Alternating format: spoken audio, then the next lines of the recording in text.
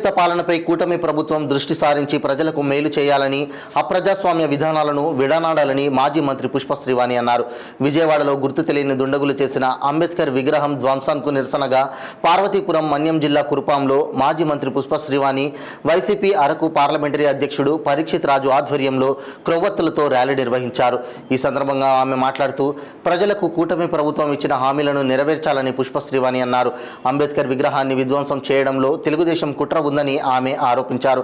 ఈ విధ్వంసంకు పాల్పడిన దుండగులను వెంటనే అరెస్ట్ చేయాలని ఆమె డిమాండ్ చేశారు. ఈ నిరసన ర్యాలీలో ప్రజలు పాల్గొన్నారు.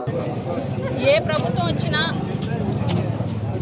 ఎవరు ముఖ్యమంత్రిగా ఉన్నా కూడా ప్రతి ఒక్కరూ కూడా రాజ్యాంగం ఏదైతే రాజ్యాంగ నిర్మాత డాక్టర్ బిఆర్ అంబేద్కర్ గారి ఆశయాలని ముందుకు తీసుకెళ్లాలని ప్రతి ఒక్కరూ కూడా ఆకాంక్షిస్తారు. కానీ ఈరోజు ఏదైతే కూటమి ప్రభుత్వం ఉందో, ప్రభుత్వం ఏర్పడిన రోజు నుంచి, రిజల్ట్ వచ్చినటువంటి రోజు నుంచి కూడా ఈ రాష్ట్రంలో డాక్టర్ బిఆర్ అంబేద్కర్ గారి రాజ్యాంగం అమల్లోకి తీసుకురాలేదు. ఏదైతే లోకేష్ గారు ఎలక్షన్ ముందు చెప్పడం జరిగిందో రెడ్ బుక్ రాజ్యాంగం అని, వాళ్ళ అధికారం వచ్చిన తర్వాత ఆ రెడ్ బుక్ రాజ్యాంగాన్ని మాత్రమే అమలు చేస్తున్నారు. చంద్రబాబు నాయుడు గారు గతంలో వాళ్ళ ప్రభుత్వం ఉన్నప్పుడు బిఆర్ అంబేద్కర్ గారి విగ్రహాన్ని రాజధాని నడుబొట్టిన ఏర్పాటు చేస్తానని చెప్పి అబద్ధాలు చెప్పి ప్రగల్భాలు పలికి కేవలం మాటలకు మాత్రమే పరిమితం చేసి ఆ విగ్రహం కట్టకుండా బిఆర్ అంబేద్కర్ గారిని అవమానించినటువంటి తీరు అందరూ కూడా గమనించారు. ఏదైతే అధికారం వచ్చిన తర్వాత జనరల్గా ఏ ప్రభుత్వమైనా అధికారం వచ్చిన వెంటనే 3 పువ్వులు 6 కాయలు లాగా ముందుకెళ్తుందని ప్రతి ఒక్కరూ కూడా అనుకునేటువంటి పరిస్థితి గతంలో ఉండేది. కానీ ఈరోజు ఆంధ్రప్రదేశ్లో కూటమి ప్రభుత్వ హయాంలో 3 అత్యాచారాలు 6 హత్యలు అన్నట్టుగా ఈ ప్రభుత్వం ముందుకు వెళ్ళడాన్ని ఈరోజు ప్రజలందరూ గమనిస్తున్నారు అన్నది మరిచిపోవద్దని చెప్పి కూటమి ప్రభుత్వం వారికి తెలియజేస్తున్నాం. ఈరోజు వీళ్ళ దాడులు ఏ స్థాయికి చేరాయి అనంటే, పార్టీ కార్యకర్తల నుంచి, పార్టీ నాయకుల నుంచి, సామాన్యుల నుంచి ప్రతి ఒక్కరిని కూడా భయభ్రాంతులకు గురి చేయడం. ఎందుకనంటే ఈ ప్రభుత్వం ఎలా ఏర్పడింది, ఎందుకు ఏర్పడింది ప్రతి ఒక్కరికి తెలుసు.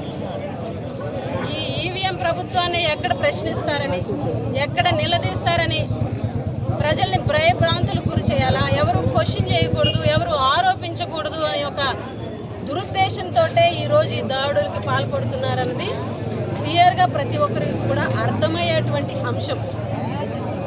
ఈరోజు ఎలక్షన్ ముందు ఆచరణ సాధ్యం కానటువంటి హామీలు చంద్రబాబు నాయుడు గారు ఎన్ని ఇచ్చారో ప్రతి ఒక్కరు కూడా చూశారు. అమ్మఒడికి పేరు మార్చారు. జగన్మోహన్ రెడ్డి గారు అమ్మఒడి ఇస్తున్నారు, ఒకరికే ఇస్తున్నారు. మా ప్రభుత్వం వస్తే ఎంతమంది పిల్లలు ఉంటే అంతమందికి మేము తల్లికి వందనం ఇస్తామని చెప్పేసి ఎలక్షన్ ముందు మాయమాటలు చెప్పారు. ఉచిత బస్సు అన్నారు, గ్యాస్ సిలిండర్లు అన్నారు, 18 ఏళ్ల నిండిన ప్రతి ఆడబిడ్డకి కూడా 1500 రూపాయలు నెలకిస్తామని చెప్పారు. 50 ఏళ్ళకే పెన్షన్ అని చెప్పారు.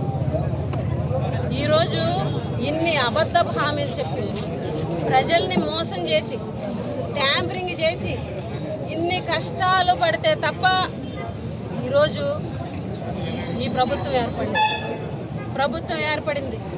ఏర్పడిన తర్వాత ప్రజలకు ఇచ్చినటువంటి హామీలు నెరవేర్చాలి, ప్రజలకు ఇచ్చినటువంటి హామీలు ఖచ్చితంగా చెయ్యాలి అన్న దృక్పథం లేదు, అన్న ఆశయం లేదు. ఏ హామీని ఎలా ఎగ్గొట్టాలి. మొన్న జరిగినటువంటి 5 రోజుల అసెంబ్లీ చూస్తే ఏ కామన్ మ్యాన్కైనా ఏం అర్థమవుతుంది అని అంటే, ఆ 5 రోజుల అసెంబ్లీలో కూడా ఈ 5 సంవత్సరాలు మేము జగన్ని తిట్టుకుంటూ పరిపాలిస్తాం, అంతే తప్ప ఏమి చెయ్యవు అన్న మెసేజ్ మాత్రమే ఇచ్చారు. 5 రోజులు జగన్ గారిని తిట్టడం, జగన్ గారి పాలన విమర్శించడం, జగన్ గారు ఇంత తప్పులు చేసేసి ఖజానా కొల్లగొట్టేశారని చెప్పేసి 5 రోజులు కూడా తిట్టారు అసెంబ్లీలో. ఏం చేయలేమో, చూస్తే అంతా ఖజానా డొల్లలా కనిపిస్తుంది అని చెప్పి చంద్రబాబు నాయుడు గారు స్వయంగా ఒక ముఖ్యమంత్రి గారు చెప్పడం. విజనరీ లీడర్ కదా, విజనరీ లీడర్ అని చెప్తుంటారు కదా, 40 ఏళ్ళ అనుభవం ఉంది కదా. మరి చంద్రబాబు నాయుడు గారికి ఖజానా పరిస్థితి కానీ రాష్ట్ర ఆర్థిక పరిస్థితి కానీ ముందుగా గమనించలేదా? ప్రజలకు హామీ ఇచ్చేటప్పుడు రాష్ట్ర ఆర్థిక పరిస్థితి ఈ రకంగా ఉందని ఊహించలేకపోయారా? ఈరోజు చంద్రబాబు నాయుడు గారు జగన్మోహన్ రెడ్డి ఖజానా ఖాళీ చేశారని చెప్తున్నారు. మీ ప్రభుత్వం పడిపోయి జగనన్న ప్రభుత్వం వచ్చి జగనన్న ప్రమాణ స్వీకారం చేసే రోజుకి ఖజానాలో ఉన్నది 100 కోట్లు మాత్రమే. జగన్మోహన్ రెడ్డి గారు 5 సంవత్సరాల పాటు అంతప్పుంది ఇంతప్పుంది, ప్రభుత్వం అలా చేసింది ఇలా చేసింది ఎక్కడ విమర్శించలే. కేవలం ప్రజలకు ఇచ్చినటువంటి హామీలను ఎంత కష్టమైనా ఎంత నష్టమైనా, కరోనా పరిస్థితి అయినా, ఆర్థిక పరిస్థితి ఎంత దారుణంగా ఉన్నా కూడా ప్రజలకు ఇచ్చినటువంటి హామీలు నెరవేర్చాలా, ప్రజలకు చేసేటువంటి మేలు చేయాలని ఒక దృక్పథంతో ఆయనకు ముందుకెళ్ళడం జరిగింది.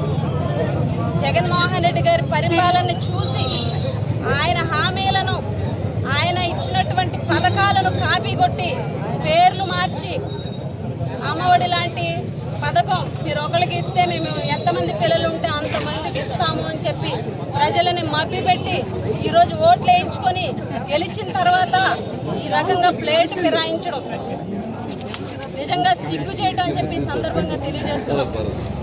మీ పరిపాలన అన్నది ప్రజలకి ఏం చేయాలి, ప్రజలకి ఎలా మంచి చేయాలన్న దాని మీద దృష్టి పెట్టండి.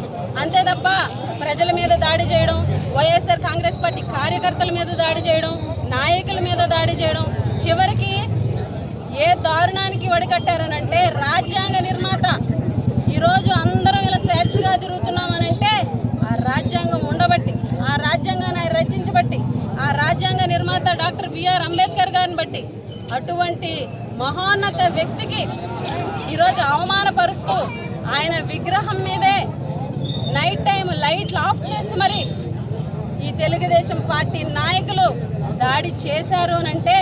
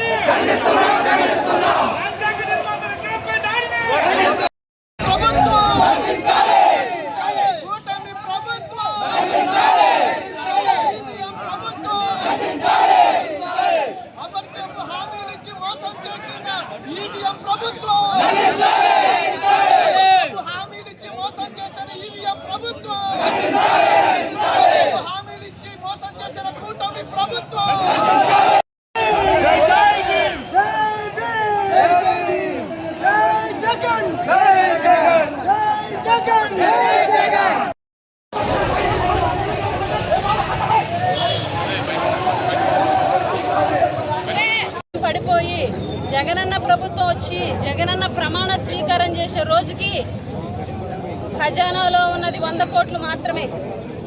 జగన్మోహన్ రెడ్డి గారు 5 సంవత్సరాల పాటు అంతప్పుంది ఇంతప్పుంది, ప్రభుత్వం అలా చేసింది ఇలా చేసింది ఎక్కడ విమర్శించలే. కేవలం ప్రజలకు ఇచ్చినటువంటి హామీలను ఎంత కష్టమైనా ఎంత నష్టమైనా, కరోనా పరిస్థితి అయినా, ఆర్థిక పరిస్థితి ఎంత దారుణంగా ఉన్నా కూడా ప్రజలకు ఇచ్చినటువంటి హామీలు నెరవేర్చాలా, ప్రజలకు చేసేటువంటి మేలు చేయాలని ఒక దృక్పథంతో ఆయనకు ముందుకెళ్ళడం జరిగింది.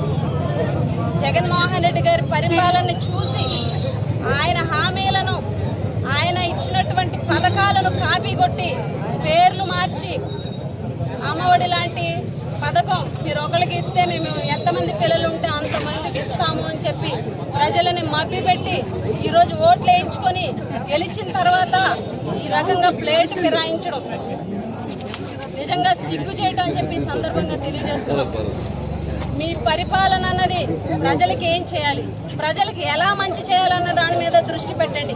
అంతే తప్ప ప్రజల మీద దాడి చేయడం, వైఎస్ఆర్ కాంగ్రెస్ పార్టీ కార్యకర్తల మీద దాడి చేయడం, నాయకుల మీద దాడి చేయడం, చివరికి ఏ దారుణానికి వడికట్టారనంటే రాజ్యాంగ నిర్మాత ఈరోజు అందరం ఇలా స్వేచ్ఛగా తిరుగుతున్నామనంటే ఆ రాజ్యాంగం ఉండబట్టి, ఆ రాజ్యాంగాన్ని ఆయన రచించబట్టి, ఆ రాజ్యాంగ నిర్మాత డాక్టర్ బిఆర్ అంబేద్కర్ గారిని బట్టి అటువంటి మహోన్నత వ్యక్తికి ఈరోజు అవమానపరుస్తూ ఆయన విగ్రహం మీదే నైట్ టైం లైట్లు ఆఫ్ చేసి మరి ఈ తెలుగుదేశం పార్టీ నాయకులు దాడి చేశారు అంటే ఈరోజు ప్రజలకి క్లియర్గా అర్థమవుతుంది. ఈ 5 సంవత్సరాల పాటు పథకాలు ఉండవు, సంక్షేమం ఉండదు, అభివృద్ధి ఉండదు. కేవలం ఎవరు నోరెత్తకుండా దాడులు మాత్రమే జరుగుతాయి. ఎవరు ఎక్కడ మాట్లాడకుండా ఇలాంటి కార్యక్రమాలు మాత్రమే జరుగుతాయి. ఈరోజు హత్యలు జరిగితే మాట్లాడరు, ఈరోజు అత్యాచారాలు జరిగితే వాటిని కంట్రోల్ చేయలేనటువంటి పరిస్థితి. 100 రోజుల్లో గంజాయిని 100 రోజుల్లో గంజాయిని మాపేస్తామని చెప్పి ప్రగల్భాలు పలికినటువంటి కూటమి ప్రభుత్వం. ఏం జరిగింది మీ హామీలు? ఏం జరిగాయి మీరు చెప్పినటువంటి ప్రగల్భాలు అని చెప్పేసి ఈరోజు ప్రశ్నిస్తున్నాం.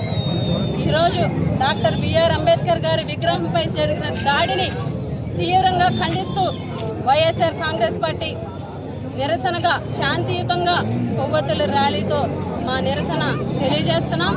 ఎవరైతే అంబేద్కర్ గారి విగ్రహంపై దాడి చేశారో వాళ్ళందరికీ కూడా కఠిన చర్యలు తీసుకోవాలని కూడా ప్రభుత్వాన్ని మేము డిమాండ్ చేస్తూ ఈ 5 సంవత్సరాలు ప్రజలకు ఇచ్చినటువంటి హామీలు నెరవేర్చడంలో మీరు దృష్టి పెట్టి ప్రజలకు న్యాయం చేయాలని కూడా మీకు తెలియజేస్తూ సెలవు తీసుకుంటున్నాం.